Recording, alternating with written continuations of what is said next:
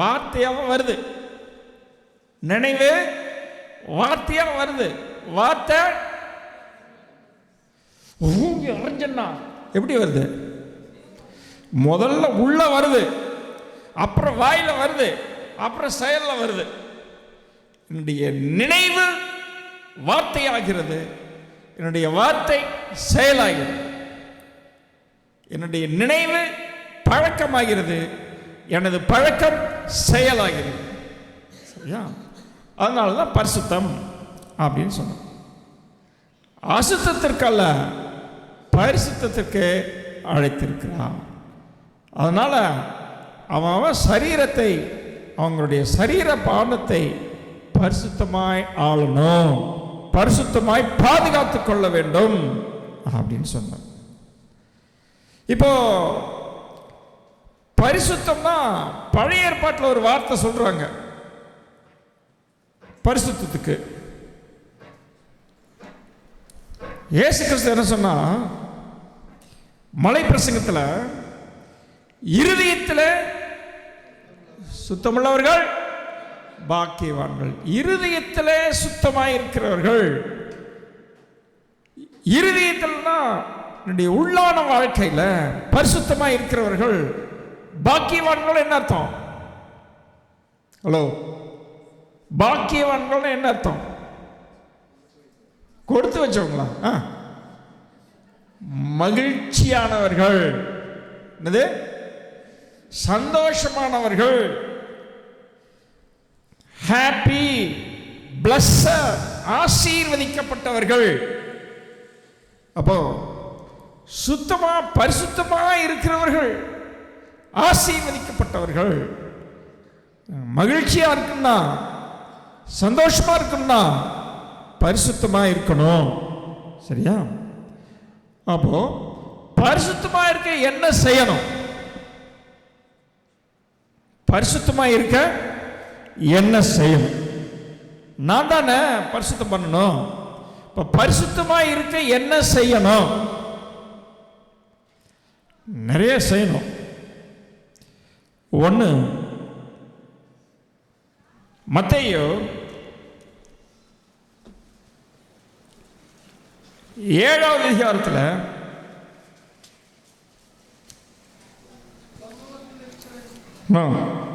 13வது வசனம்.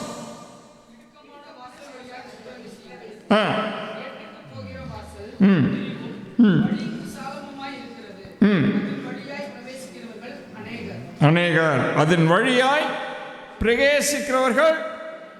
ஆமாம், இடுக்கமான வாசல் வழியாய் பிரவேசியுங்கள். என்ன அர்த்தம்னா, பிரயாசப்படுங்கள். இங்கிலீஷில் பார்த்தீங்கன்னா மேக் an effort.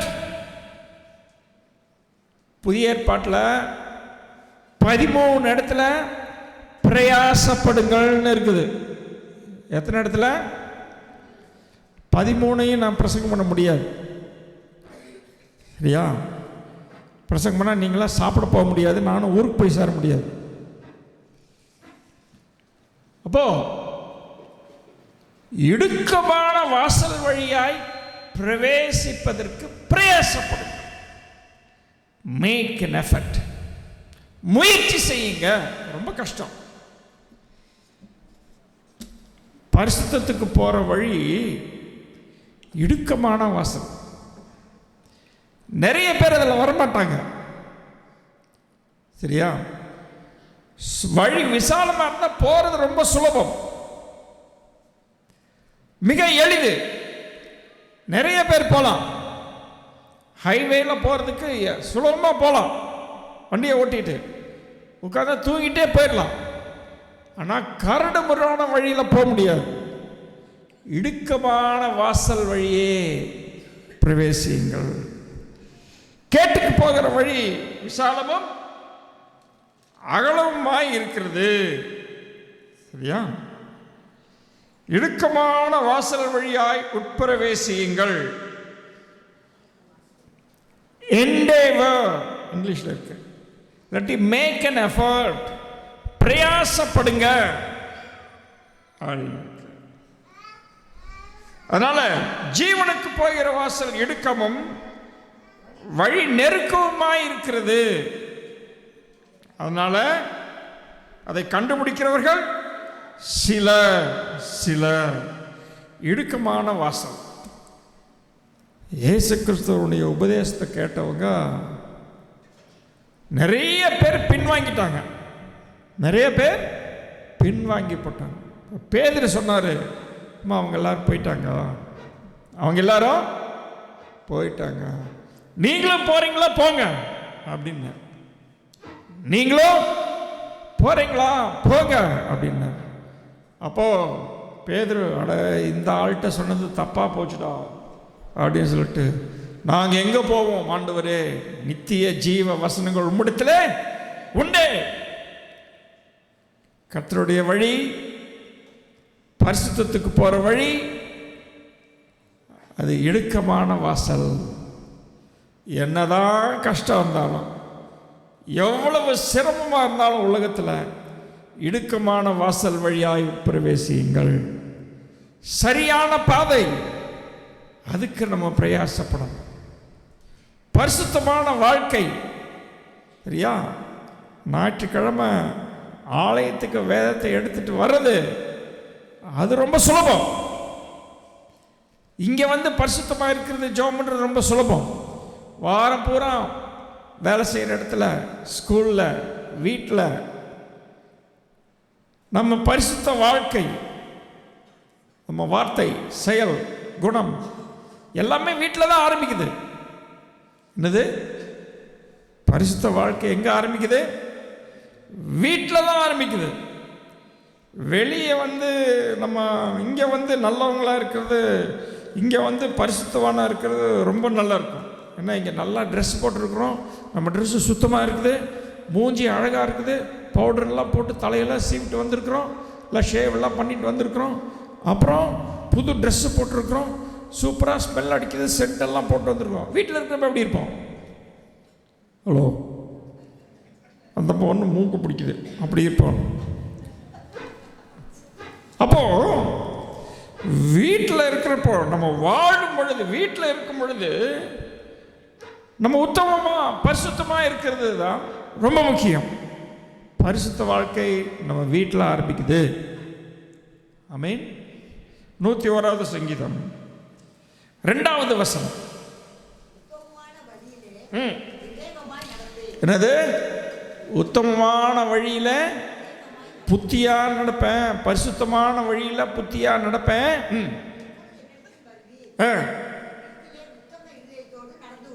எங்க? சபையில் இல்லை, வீட்டில். என் வீட்டில் உத்தம இருதயத்தோடு நடந்து கொள்வேன்.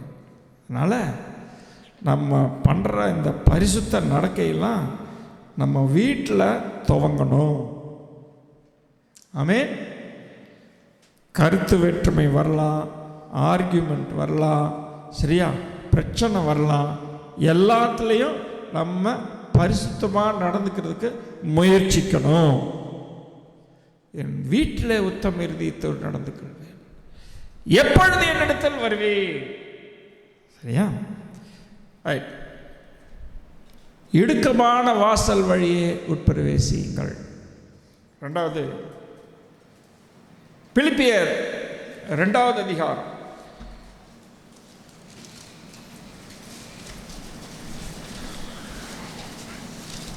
பிலிப்பியர் 2வது அதிகாரம் 12. ஆதலால் எனக்கு பிரியமானவர்களே, எப்பொழுதும் கீழ்ப்படுகிறபடியே. பவுல் இதை எழுதுறப்போ ஜெயிலில் இருக்கிறாரு.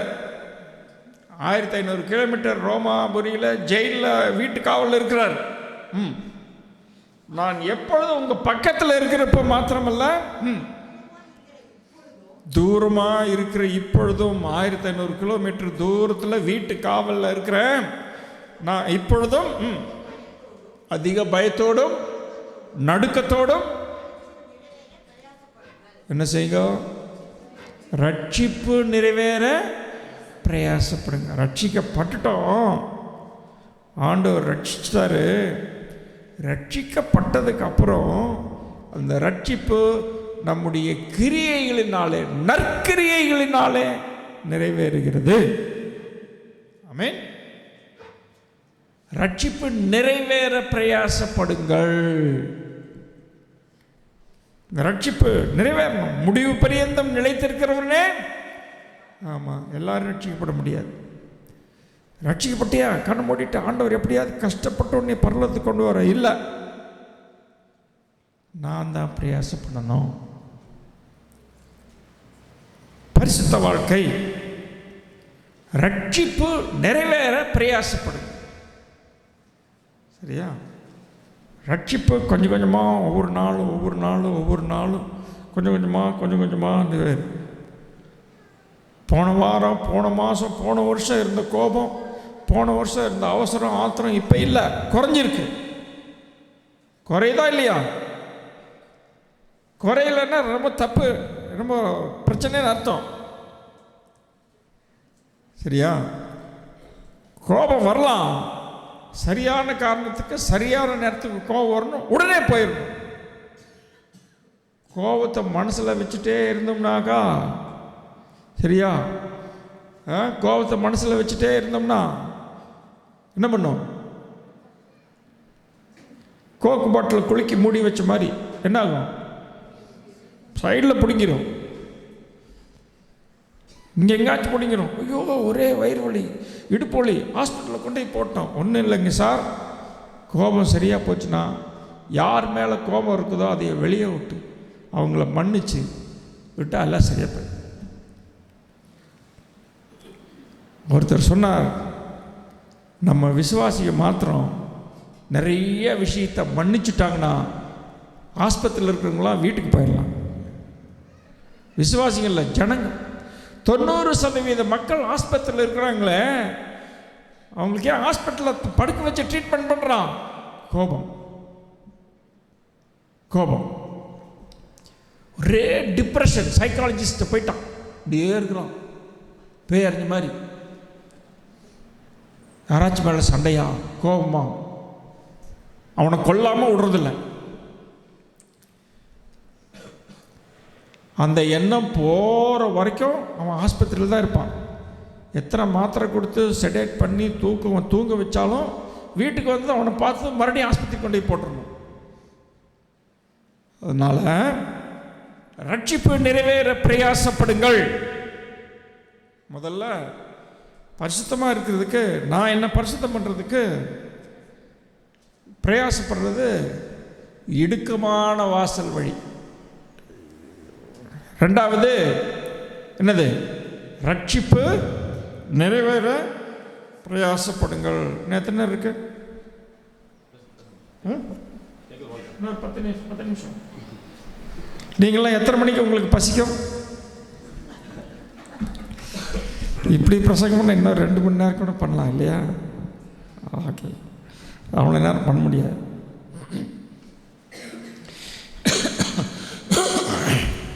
அடுத்தது எல்லாத்தையும் 13 முடிச்சுட்டு போன சொல்கிறீங்களா? எபேசியர்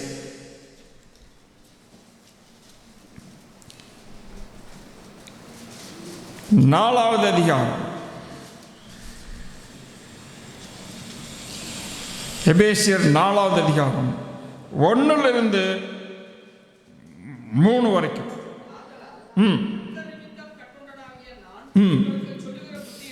என்னவென்றால், பரிசுத்தமாக இருக்கிற கலாச்சாரல அந்த அழைக்கப்பட்ட அழைப்புக்கு பாத்திரவான்களாய் நடந்து, என்னது அதே அந்த வார்த்தையை வாசிக்கணும். சாதாரணம் இல்லை, மிகுந்த மனத்தாழ்மையும் சாந்தமும் நீடிய பொறுமை உடையவர்களாய் அன்பினால், அதாவது ஒருவருக்கொருவர் அவங்க தவறு செஞ்சாங்கன்னா அவங்க தவறை கண்டுக்காம சமாதான கட்டினால்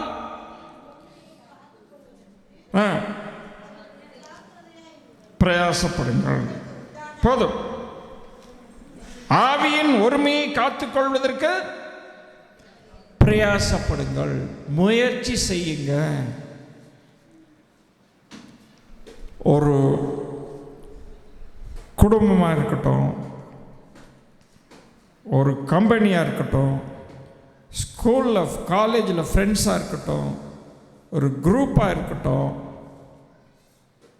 மன வருத்தம் வருமா வராதா? வந்தாதான் மனுஷன். என்னது? மன வருத்தம் வந்தாலும் ஆவியின் ஒருமையை காத்துக்கொள்ள ஜாக்கிரதையாயிரு. சமாதான கட்டினால் சர்ச்சில் ஒரு ஐக்கியம் இருக்குது. இங்கே எல்லாரும் சந்தோஷமாக இருக்கிறோமா?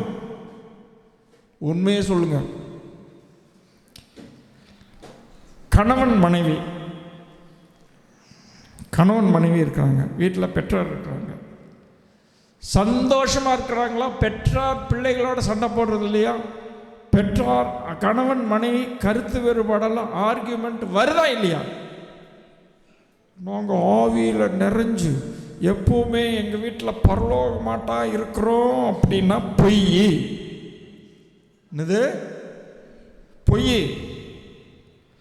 கருத்து வேறுபாடு இருக்கும், சரியா?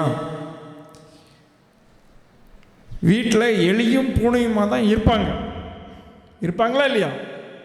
அண்ணன் தம்பி 2 பேர் எலியா இருப்பாங்களா இல்லையா?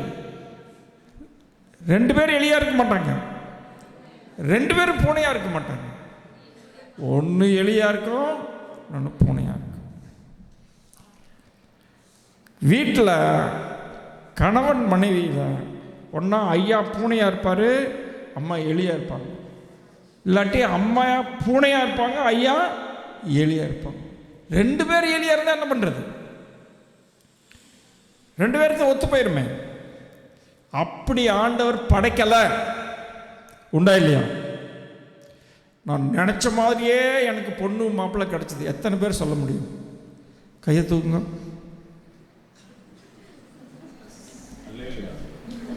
பொய் சொல்றாங்க. டிஃப்ரென்சஸ் இருக்கும், இல்லாமல் இருக்காது. இவர் நினச்சிட்டாரு கல்யாணம் ஆனதும், நான் ஆஃபீஸுக்கு போயிட்டு வந்ததும் என் ஒய்ஃப் வந்து ஓடி வந்து பேக்கை வாங்கி வச்சு, அவங்க சீலை முந்தானி எடுத்து என் முகத்தை தொடச்சி உட்கார வச்சு ஃபேன் போட்டு விட்டு காஃபி கொண்டு வந்து கையில் கொடுப்பாங்க அப்படின்னு கனவுல கல்யாணம் பண்ணா என்னது? வாய்ப்பில்லை ராஜா.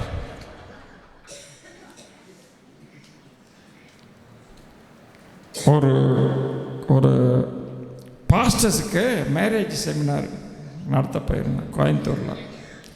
ஒரு 150 பாஸ்டர்ஸ் ஒய்ஃப் வந்திருந்தாங்க. எல்லாம் கண்ண மூடுங்க அப்படின்னு கண்ண மூடிட்டாங்க. எத்தனை பேர் உங்களுக்கு கிடைச்ச மாதிரியே நினச்ச மாதிரியே வாழ்க்கை துணை கிடைச்சிருக்கு? எத்தனை பேர் நான் நினச்சதுக்கு எதிராக தான் என் வாழ்க்கை கல்யாணத்துக்கு அப்புறம் அமைஞ்சிருக்குன்னு கை தூக்குனா? அத்தனை பேர் கை தூக்குனாங்க. இவங்கெல்லாம் பாஸ்டர்ஸ். என்னது? பாஸ்டர் வீட்லேயே அப்படியோ? அப்போ நம்ம பொழப்பு எதுக்கு தெரியுமா அப்படி வைக்கிறார் ஆண்டவர்? ஒருத்தர் ஒழுங்கா அட்ஜஸ்ட் பண்ணிட்டு போனோம். ஒருத்தர் தங்களை மாற்றிக்கொள்ளணும். ஆமென். ஆண்டவர் என்னைய மாத்துறதுக்கு, இயேசுவை போல என்னை மாத்துறதுக்கு என் மனைவியை பயன்படுத்துகிறார், உங்கள் கணவனை பயன்படுத்துகிறார். ஆமென். ஆமாம். அதனால் நீங்கள் உங்கள் மனைவியை மாற்ற முயற்சிக்காதீங்க. என்னதான் சொன்னாலும் நீ மாற மாட்டேங்கிற, மாறாது. உங்களுக்கும் அறிவே இல்லைங்க. இப்போதான் கண்டுபிடிச்சிருக்காங்க லேட்டஸ்டாக. நீங்களும் இதையே இத்தனை வருஷமா பண்ணிட்டு இருக்கிறீங்க. அப்படித்தான், வேற வழி இல்லை. அவர் அப்படித்தான் பண்ணுவார், இவங்க இப்படித்தான் பண்ணுவாங்க. ஆனால் நம்மை மாற்றுகிறவர் கர்த்தர். பிள்ளைங்களுக்கெல்லாம் ரொம்ப சந்தோஷம். சரியா? அதனால் சர்ச்சிலையும் அப்படித்தான். விசுவாசியை மாற்ற முடியாது, பாஸ்டர் விசுவாசியை மாற்ற முடியாது, விசுவாசிகள்லாம் பாஸ்டரையும் மாற்ற முடியாது. ஆண்டவர் எல்லாரையும் மாற்றுகிறார். ஆமென். கிறிஸ்துவை போல மகிமையின் மேல் மகிமை அடைந்து நாம் மறுரூபமாக்கப்பட்டு கொண்டு இருக்கிறோம். இன்னும் முடியல, அந்த வேலை இன்னும் முடியல. எனக்கு வயசு ஆயிட்டு இருக்கு, இன்னும் வயசாகி முடியல. இது வயசு ஆயிட்டு இருக்கு. இப்போ தான் கொஞ்சம் பல்லெல்லாம் ஊத்த பல்ல ஆகுது. கொஞ்ச நேரம் எல்லாம் கழண்டு போயிடும். சரியா? முடியெல்லாம் வெள்ளை ஆயிடுச்சு. இன்னும் சுத்தமாக வெள்ளையாகணும். ஒன்று தலையில் இருக்கிறதுல ஒன்று இல்லாமல் போகணும் மேலே. சரியா? அது மாதிரி மறுரூபம் ஆயிட்டு இருக்கிறோம், இன்னும் முடியலை. அதனால் ஆவியின் ஒருமையை காத்து கொள்வதற்கு ஜாக்கிரதையாக இருக்கு. மிகுந்த அன்போடும் மிகுந்த மனத்தாழ்மையோடும் சாந்தத்தோடும் நீடிய இத்தனை அன்பினால ஒருவர் தவறு செய்ய இடம் கொடுத்து, தப்பு செஞ்சிட்டாரா பரவாயில்ல, இனிமேல் என் மூஞ்சில முழிக்காத, இந்த சர்ச்சுக்குள்ள காலை வைக்காத அப்படின்னு சொன்னீங்கன்னா தப்பு.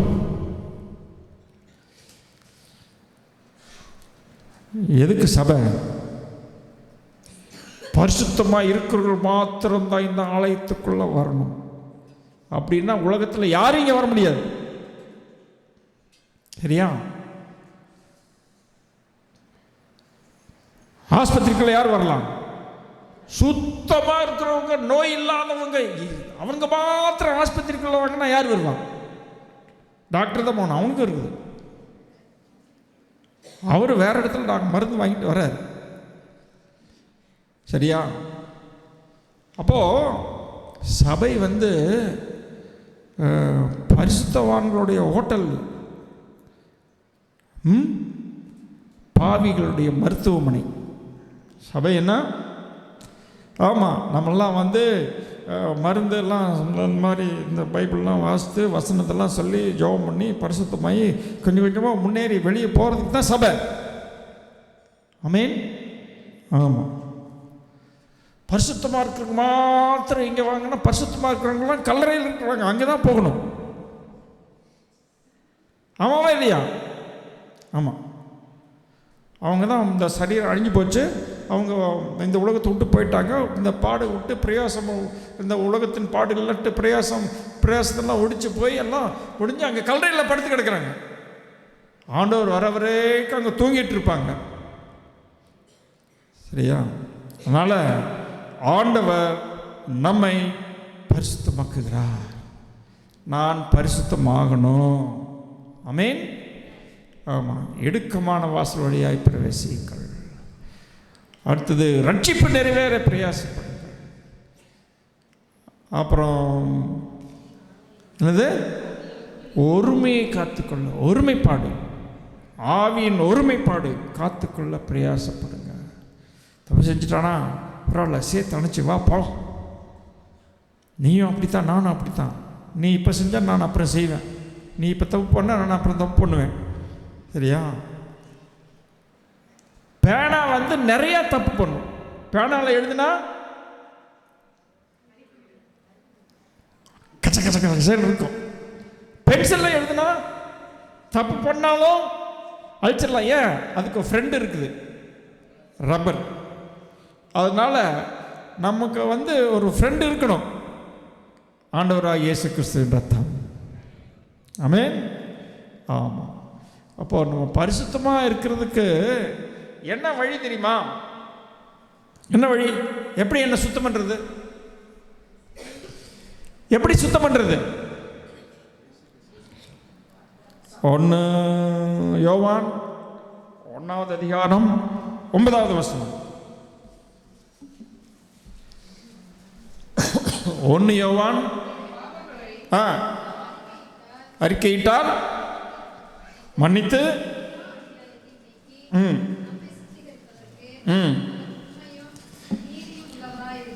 அறிக்கையிட்டால். எப்படி சுத்தம் பண்ணுறது? அறிக்கையிட்டால். சுத்தமாகிறதுக்கு ஒரே வழி என்னது? அறிக்கையிட்டால். சோப் டிஷ் வசனம் அது என்னது?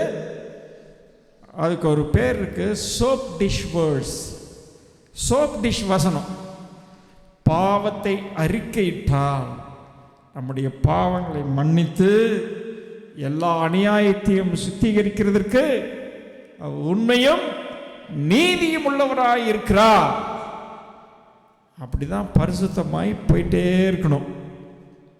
நீங்க செஞ்ச தப்பை சொல்லிட்டே இருக்கக்கூடாது, குற்றங்களை சொல்லிட்டே இருக்கக்கூடாது. நேற்று அன்னைக்கு தப்பு செஞ்சே ஆண்டவர் மன்னிச்சிட்டார். என்னது?